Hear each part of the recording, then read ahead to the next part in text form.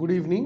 We are going to understand that particular blog that is very important for understanding LSTM network and understanding RNN, recurrent neural network. This blog you can find in GitHub. It is kolah.github. I will put the link of the blog in the description, and I'll help you to go through the blog over a period of time. So as it's very nicely written, humans don't start their thinking from scratch. As you read this essay, you understand each word based off your understanding of the previous word. You don't throw everything away and start thinking from scratch. Your thoughts are persistent. So basically, everything has a history.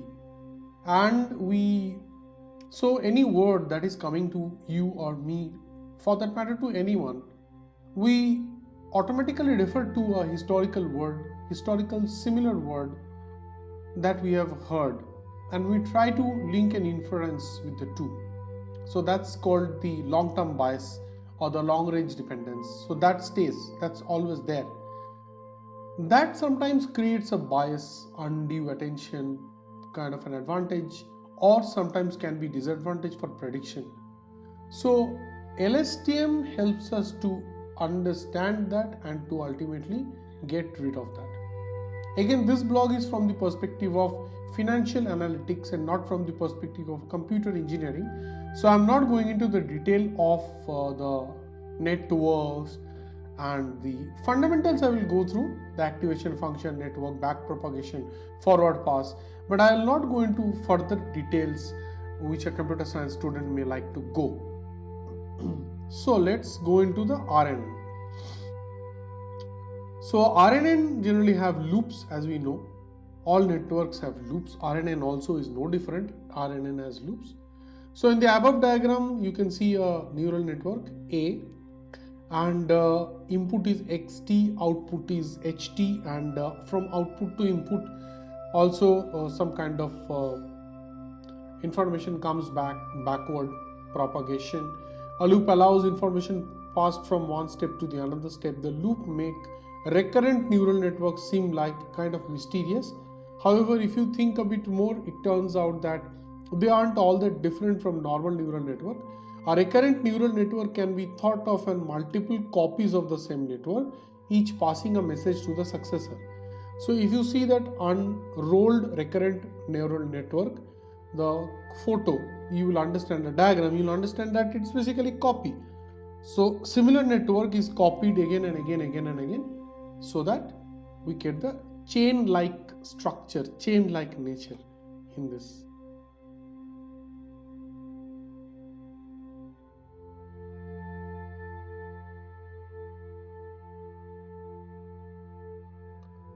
So we can see the same chain-like structure or chain-like nature.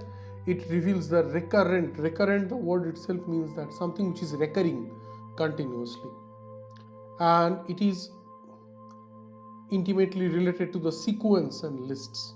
So in the last few years, as it's been told here, it's incredible success of this RNN in applying it to various processes: speech recognition, language modeling, translation, image captioning. It's a pretty huge world of RNN and its success stories. But RNN has some problem, and that problem was so evident that we needed LSTM to get rid of those problems. So essential to the success of the word of LSTM is a very special kind of RNN. So LSTM is a kind of RNN, but a very special kind, I must say. So one of the appeals that RNN is that the RNN has this long-term dependencies. So past words, past references, past data crunching, past calculations, they all kind of have their shadow in the future. But in LSTM do not have that kind of a baggage of past. Sometimes we only need to look at recent information to perform the present task. For example, consider a language model trying to predict the next word based on the previous one. If we are trying to predict the last word in the clouds, the clouds are in the sky, we don't need any further context. It's pretty obvious the next word is going to be sky. In such cases where the gap between the relevant information and the place that is needed is small, RNN can learn to use the past information. So that using past information also sometimes can be a little bit of bias. And coming back to, so in financial terms, this is a language processing term. So in financial terms, let me give you an example. Suppose one kind of information about the revolving customer, the loan revolvers, or the customers who do not pay their loan, they revolve their loans, they keep on shifting their loans from one credit card to another credit card, one mortgage to another mortgage, who don't pay completely their loan, those kind of customers. Suppose you see one database of those kind of customers, and based on that database, if you want to make a prediction to another set of database, so it's kind of a biased approach.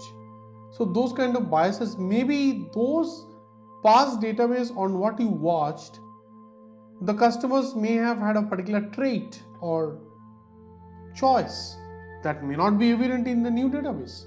So that identifies some kind of a bias in the new database. So the problem is anybody who's having those traits, not necessarily they will default or defer in the loan payment, but the signal processing will tell that they will defer or default.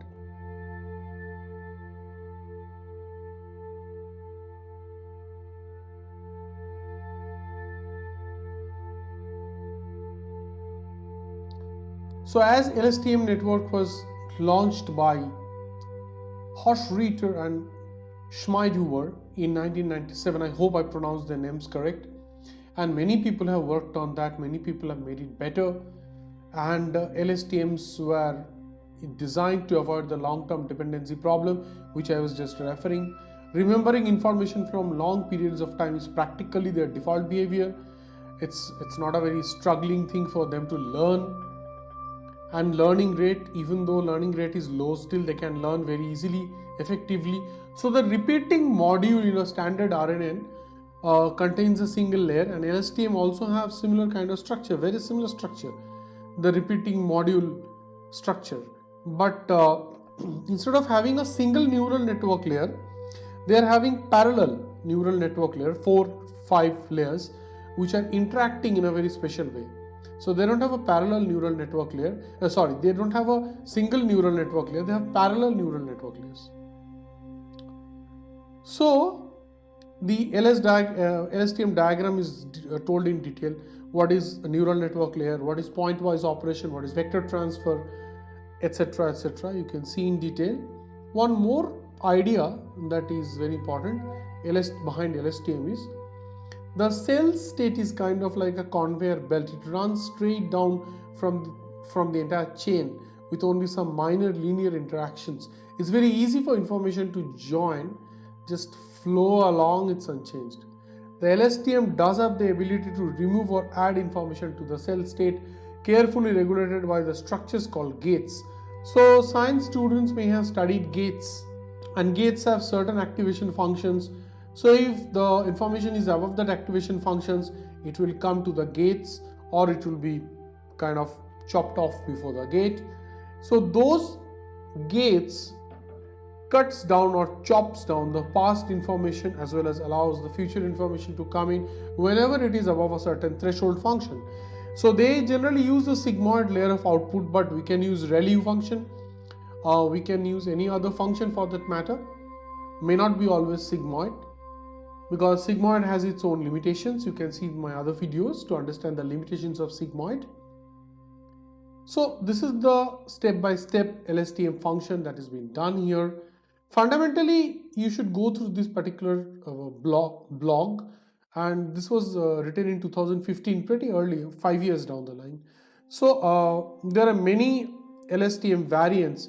In fact, Schmidhuber and Gers has done one more variant of LSTM that is called p-hole connections. So you can use that algorithm as well. So it's a very interesting thing. The fundamental concept is very simple. Fundamental concept is it is similar to the recurrent neural network. But instead of having one neural network, there are multiple neural networks which are connected to each other and connected with a kind of a gate kind of system, where there is a threshold to every gate, and if the signal is above the threshold, signal gets into the next gate, otherwise not. Some of the gates they're using tanh function, some of the gates they're using sigmoid function. You can also use probably ReLU function. I personally prefer ReLU function. So that is the fundamental difference, and then the conclusion comes that what is the difference between these two, LSTM and RNN. So LSTM is a big step forward above RNN, and RNN was excellent, but LSTM makes it even better. Gets out from the bias of long range dependence or long-term memory bias and becomes extremely accurate. So I hope that this way of taking you through one important blog of LSTM and RNN helps you. Please go through this blog. The person who has written it made it really well, and you learn a lot about this blog. It's in GitHub, and please like and share my videos and watch here in this space for more videos of such thing. Thank you.